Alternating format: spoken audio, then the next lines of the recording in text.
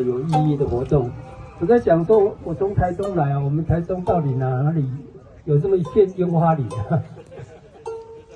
新峡当喜，还是和平乡的梨山啊。即使有这么一片樱花林，但是呢，没有大可这样的灵魂人物，没有这样的活动，实在是非常可惜。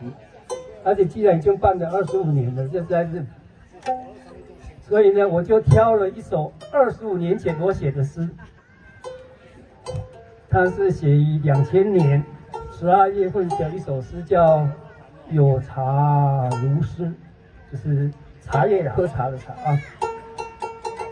舒展身体，就张开一片片绿色的大地。蓝雾也跟着升起，峡谷切开了过去。山形隐隐肉线，风安静地吹拂云停。